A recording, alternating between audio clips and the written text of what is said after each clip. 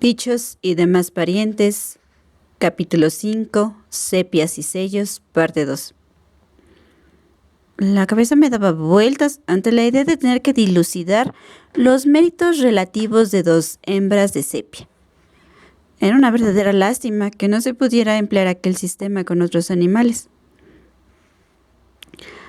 Habría sido estupendo, por ejemplo, echar por la borda una hembra de caballito de mar atada a una hembra de algodón y recogerla después en medio de una enmarañada corte de machos apasionados.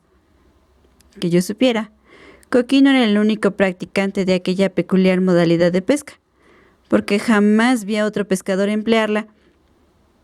Y de hecho, aquellos a quienes se la mencioné ni siquiera habían oído hablar de ello y tendían a coger mi relato con estridente incredulidad. Aquella costa desflecada, próxima a la villa, era particularmente rica en fauna marina, y la escasa profundidad de las aguas favorecía mis trabajos de captura. Había conseguido engatusar a Leslie para que me hiciera un bote, que facilitó grandemente mis investigaciones. Aquella embarcación, casi circular, de quilla plana y con pronunciada escora a estribor, había recibido el nombre de Boottleboom Trinket, y después de la burra era mi posesión más preciada. Llenando el fondo de tarros, latas y redes, y provisto de un paquete de comestibles, me hacía a la mar en el Boottleboom Trinket en compañía de mi tripulación, Whittle, Puck y Roger, y de vez en cuando el mochuelo Ulises, si le apetecía venir. Pasábamos los días calurosos, asfixiantes, explorando remotas ensenadas y archipiélagos rocosos e incrustados de algas.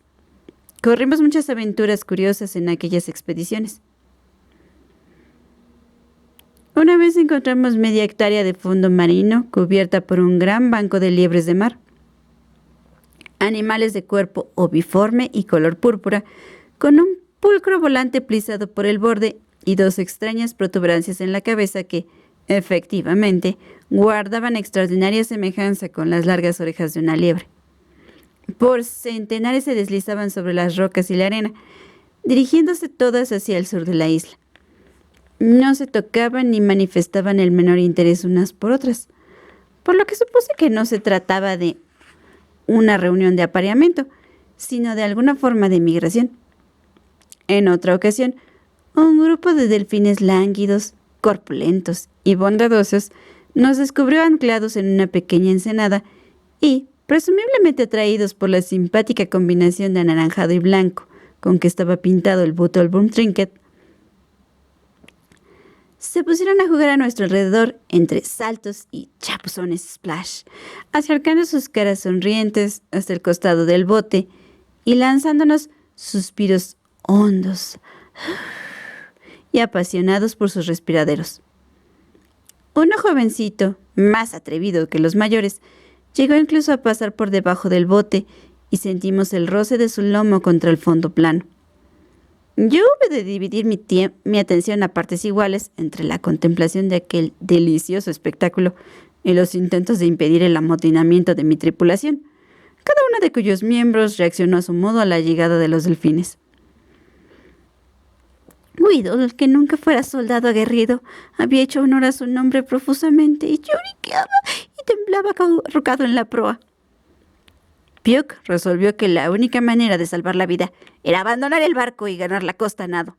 Hubo que impedírselo por la fuerza, lo mismo que a Roger, convencido de que, con tal que se le permitiera saltar al agua, podría asesinar él solo a todos los delfines en cosa de segundos. En el curso de una de aquellas expediciones, encontré un magnífico trofeo, que fue causa indirecta de que Leslie tuviera que comparecer ante un tribunal, aunque mal podía yo haberlo imaginado por entonces. Toda la familia se había ido al pueblo, a excepción de Leslie, que se reponía de un ataque muy fuerte de disentería. Era su primer día de convalecencia y tumbado en el sofá del cuarto de estar, con menos fuerzas que un gatito, se dedicaba a sorber té frío y a leer un voluminoso manual de balística. Me había hecho saber, en términos que no dejaban lugar a duda, que no quería tenerme por la casa dando la lata. Por lo cual, y como no me apetecía ir al pueblo, yo había sacado a los perros a bordo del Boottleboom Trinket, Según iba remando, avisté en las aguas tranquilas de la bahía lo que me pareció ser una masa grande de algas amarillas. Siempre merecía la pena investigar las algas porque invariablemente contenían multitud de animales pequeños y a veces, con un poco de suerte, alguno de buen tamaño, con que me dirigí hacia allí.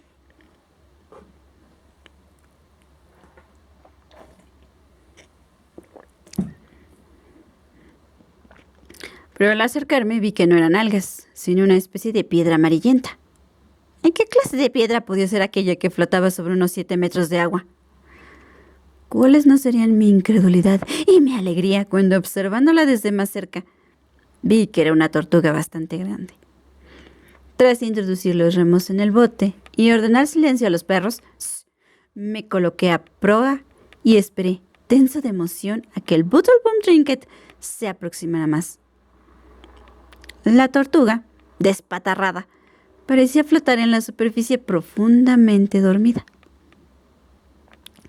Las redes y demás equipo que llevaba en el bote no estaban pensados para la captura de una tortuga de 1 metro de largo. Con que no se me ocurrió otro procedimiento con posibilidades de éxito que echarme al agua, agarrarla y meterla de alguna manera en el bote antes de que volviera en sí. Tan excitado como estaba, ni se me pasó por las mentes que una tortuga de aquel tamaño tenía que tener bastante fuerza y no se dejaría atrapar sin resistencia. Cuando el bote estaba a un par de metros, contuve la respiración y me tiré al agua. Decidí bucear por debajo del animal para cortarle la retirada, por así decirlo. Y al zambullirme en el agua templada, formulé una breve plegaria para que el chapuzón no la despertara, o en todo caso estuviera todavía demasiado soñolienta para emprender una huida rápida. Había buceado hasta bastante hondo y me volví boca arriba, y allí suspendida sobre mí, como una enorme moneda de oro, estaba la tortuga. Rápidamente me abalancé hacia ella y la así con fuerza por las aletas delanteras que salían del caparazón, curvándose como córneas hoces. Pero para mi sorpresa, ni siquiera esa acción la despertó, y hasta que salí boqueando a la superficie, todavía aferrado a las patas, y me sacudí el agua de los ojos, no descubrí el porqué. Aquella tortuga llevaba bastante tiempo muerta, como me indicaron mi olfato y la multitud de pececillos que mordisqueaban sus escamosos miembros. A pesar del chasco, más valía una tortuga muerta que nada, de modo que arrastré trabajosamente el cadáver hasta el Buttlebum Trinket y lo sujeté por una aleta al costado. Los perros se mostraron sumamente interesados, bajo la impresión de que se trataba de alguna golosina exótica que les había procurado para su deleite. Debido a su forma, el Buttlebum Trinket no había sido nunca la más manejable de las embarcaciones, y ahora, con el peso muerto de la tortuga atado a un costado, mostraba tendencia a girar en círculo, pero al cabo de 1 hora de esforzado remar, llegamos felizmente al embarcadero, y amarrado el bote, saqué la tortuga a tierra para examinarla. Era una tortuga carey, de esas cuya concha se usa para hacer monturas de gafas, que a veces se ven disecadas en los escaparates de las ópticas. Tenía una cabeza enorme, con un gran repliegue de piel amarilla sobre la mandíbula y el hocico formando un pico ganchudo que le confería un extraordinario parecido con un ave de presa. La concha aparecía magullada en algunos sitios, seguramente por efecto de las borrascas o por el mordisco de un tiburón de paso, y aquí y allá la decoraban blanquísimos racimillos de percebes diminutos. El peto, de color narciso pálido, era blando y flexible, como un cartón grueso mojado. Recientemente había yo llevado a cabo una larga y fascinante disección de un galápago muerto que había encontrado, y pensé que sería la ocasión ideal de comparar la anatomía interna de la tortuga con la de su hermano de agua dulce. Así que subí al monte. Tomé prestada la carretilla del jardinero y en ella transporté mi tesoro hasta la casa y lo dejé de cuerpo presente en el porche de delante. Sabía que habría repercusiones si pretendía hacer la disección dentro de la casa, pero pensé que nadie que estuviera en su sano juicio podría oponer reparos a que la disecara en el porche de delante. Con el cuaderno al lado y mis sierras, escalpelos y cuchillos de afeitar dispuestas en pulcra hilera como en quirófano, puse manos a la obra. Descubrí que el blando peto amarillo era muy fácil de desprender en comparación con el del Galápago, que había tardado 3/4 de hora en aserrar. Suelto el peto, lo levanté como quien levanta la tapadera de una fuente, y allí debajo se me presentaron a la vista todos los deliciosos misterios de los órganos internos de la tortuga, multicolores y odoríferos, a más no poder. Tanto me consumía la curiosidad que ni me di cuenta del olor. En cambio, los perros, para quienes normalmente el estiércol fresco de vaca era la fragancia ideal para añadir una pizca de picante a la vida amorosa, mostraron su desaprobación desapareciendo como un solo can, entre violentos estornudos.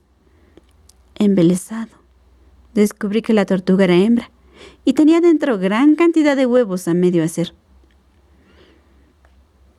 Venían a tener el tamaño de una pelota de ping-pong y eran blandos, redondos y anaranjados como la capuchina. Había 14, que extraje cuidadosamente y coloqué en luciente y glutinosa hilera sobre el suelo embaldosado. Aquel animal parecía tener una cantidad prodigiosa de tripas.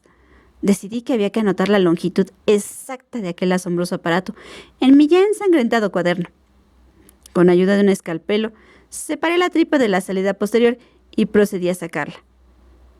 Parecía inacabable, pero al poco rato la tuve toda cuidadosamente extendida por el porche en una serie de lazos y meandros, como una línea férrea un tanto veada. Una de las secciones era el estómago, una bolsa grisácea bastante repugnante, como un globo lleno de agua.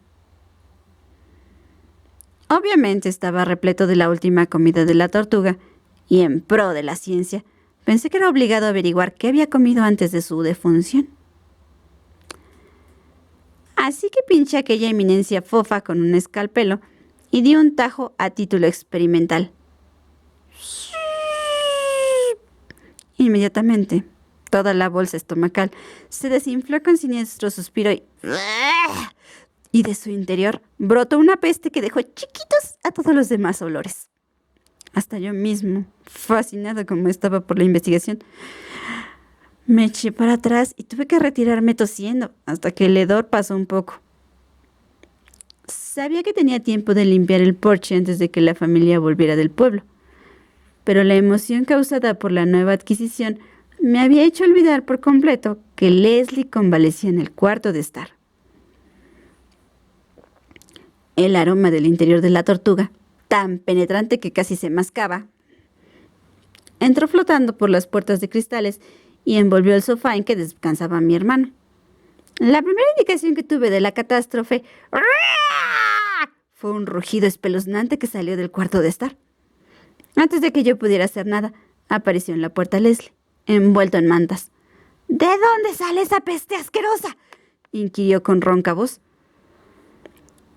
Pero al caer su mirada sobre la tortuga descuartizada y la decorativa disposición de sus entrañas sobre las baldosas, los ojos se le salieron de las órbitas y su rostro tomó un tinte de heliotropo. ¿Qué coño es eso?, expliqué un poco intranquilo que era una tortuga que estaba sometiendo a disección. Era hembra, me apresuré a añadir con la esperanza de distraerlo con algún detalle. Ahí podía ver los fascinantes huevos que le había sacado de dentro. ¡Me cago en sus huevos!, gritó Leslie, dándole el tono de un extraño taco medieval. ¡Llévate esa mierda de ahí! ¡Estás apestando toda la casa! Dije que ya casi había acabado la disección, en que después pensaba enterrar todas las partes blandas y no quedarme más que con el esqueleto y la concha para añadirlos a mi colección. ¡De eso nada!, vociferó Leslie. Ahora mismo estás quitando de ahí toda esa mierda y enterrándola, y luego vienes y friegas el porche. Atraída por el escándalo, apareció junto a Leslie Lucrecia, la cocinera. Abrió la boca para preguntar el motivo de aquella pelea familiar y en ese instante le dio de lleno el olor de la tortuga. Lucrecia siempre tenía 15 o 16 achaques simultáneos, que cultivaba con el mismo tierno cuidado que otras gentes dedican a sus macetas o a un pequinés. En aquellos días era el estómago lo que más la hacía padecer. En consecuencia, buqueó 2 o 3 veces débilmente, como un pez, exhaló un estrangulado «¡San Espiridión!» y cayó en brazos de Leslie con desmayo bien simulado. En ese preciso instante, vi con horror que el coche que traía al resto de la familia subía por la avenida y se detenía al pie del porche. «Hola, hijo», dijo mamá, descendiendo del coche y subiendo los escalones. «¿Qué tal la mañana?» Antes de que yo pudiera decir nada, la tortuga se me adelantó, por así decirlo. Mamá emitió un par de extraños hipidos, sacó el pañuelo y se lo aplastó contra la nariz. «¿Qué es ese olor espantoso?», articuló indistintamente. «¡Cosas de ese maldito niño!», rugió Leslie desde la puerta de cristales, tratando en vano de apoyar en la jamba a la gimiente Lucrecia. Entretanto, Larry y Margo habían subido los escalones detrás de mamá y la tortuga despedazada se ofreció a su vista. «¿Qué?», empezó Larry, pero también a él le dio un golpe de tos convulsiva. «¡Otra vez! ¡Ese maldito niño!», dijo boqueando. «Sí, hijo», dijo mamá a través del pañuelo. «Leslie me lo acaba de decir». «¡Qué porquería!», gimió Margo dándose aire con su pañuelo. «Parece un accidente ferroviario». «¿Pero qué es eso, hijo?», me preguntó mamá. «Expliqué que era una interesantísima tortuga carey, hembra, con huevos». «¿Pero no tenías otro sitio más que el porche para descuartizarla?», dijo mamá. «Ese niño se ha vuelto loco», dijo Larry con convicción. «Huele esto como un maldito ballenero». «Te lo tienes que llevar a otro sitio, querido», dijo mamá.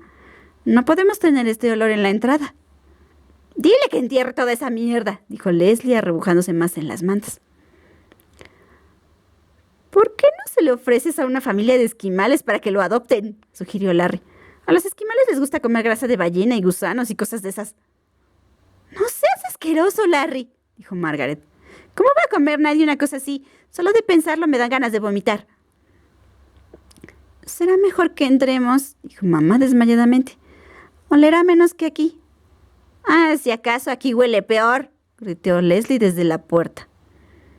«Cherry, hijo, tienes que limpiar esto», dijo mamá sorteando delicadamente las entrañas de la tortuga, «y desinfectar las baldosas». La familia pasó dentro y yo emprendí la tarea de retirar la tortuga del porche. Hasta mí llegaban sus voces discutiendo con ferocidad. «Es un peligro público», decía Leslie. «Yo estaba aquí leyendo tranquilamente y de pronto fue como si me agarraran por el cuello». «Una cosa repugnante», decía Margo. «No me extraña que Lucrecia se haya desmayado». «Hace tiempo que debería tener otro preceptor», decía Larry. «Te ausentas de la casa 5 minutos y a la vuelta te lo encuentras sacándole las tripas a Moby Dick en mitad del porche». «Yo estoy segura de que no tenía ninguna mala intención», decía mamá. «Pero ha sido una tontería que se pusiera a hacerlo en el porche». «Una tontería», dijo Larry cáusticamente. «Dentro de 6 meses todavía estaremos circulando por la casa con caretas antiguas». Amontoné los restos de la tortuga en la carretilla y me los llevé a lo alto del monte que había a espaldas de la villa. Allí hice un hoyo y enterré todas las partes blandas, y seguidamente coloqué el caparazón y la estructura ósea cerca de un hormiguero de hormigas conocidas, que en ocasiones anteriores me habían ayudado mucho dejando mundos otros esqueletos. Pero lo mayor que habían atacado era un lagarto muy grande, de modo que me interesaba ver si se atrevían con la tortuga. Corrieron hacia ella, agitando vivamente las antenas, y luego se pararon. Lo pensaron un poco, celebraron una rápida conferencia y se retiraron en pelotón. Era evidente que hasta las hormigas estaban contra mí, así que me volví a casa muy alicaído. Allí me encontré con que en el porche, todavía aromatizado, había un hombrecillo flaco y gemebundo que, evidentemente embravecido por el vino, Estaba discutiendo con Lucrecia.